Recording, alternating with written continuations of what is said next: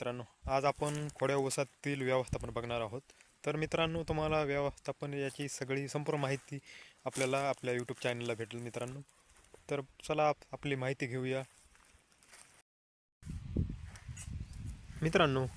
तर आपल्या सुरुवातीला खताचा डोस कोणता टाकायचा, तर मित्रांनो यामध्ये DAP आपण वापरू शकतो. DAP सोबत आपल्याला खतं पोटॅश घ्यायचं आहे आणि super phosphate, single super phosphate घ्यायचं आहे. यासोबत झिंक जर असेल तर एकदम नंबर एक काम आहे.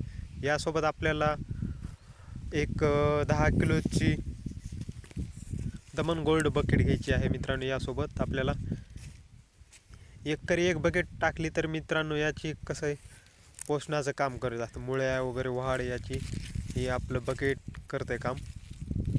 तर आता खोड्या उसाला तर बघितलं तर आपण, तर यामध्ये मुळ्या एकदम मेलेल्या दिसतात आपल्याला. तर नवीन मुळ्या लागण्यासाठी आपल्याला ते दमन गोल्डची बकेट काम करते मित्रांनो. आणि नियोजन असं आहे की पाणी वेळेवर 15 दिवसाला सोडलं तरी चालतं. हे काळीचं शेत असल्यामुळे 15 दिवसाला सोडलं तरी चालतं मित्रांनो. जर तुम्ही तुमच्या शेतानुसार सोडू शकता मित्रांनो यामध्ये पाणी. जर बघितलं तर उन्हाळा जरा असेल तर मग मित्रांनो तुमच्या गरजेनुसार तुम्ही पाणी सोडू शकतात. तर बघितलं तर असा आपला ऊस आहे. तर यामध्ये बघू शकतात तुम्ही,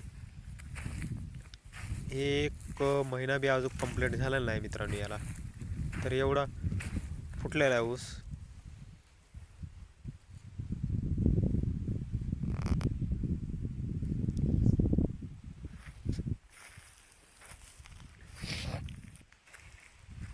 हे बघू शकतात मित्रांनो. हे असं नंबर एक फुटलेला मित्रांनो. हे तो मग कसं आहे, लांबून एवढं दिसत नाही स्पष्टपणे, त्यामुळे आपल्याला हे झूम करून दाखवावं लागतं मित्रांनो, एकदम जवळून.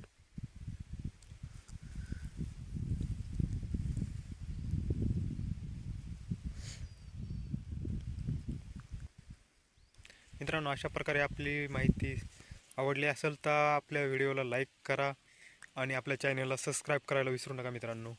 असेच नवीन नवीन व्हिडिओ आपल्याला आपल्या यूट्यूब चॅनलला बघायला भेटतील मित्रांनो. शेती, मशागत इतर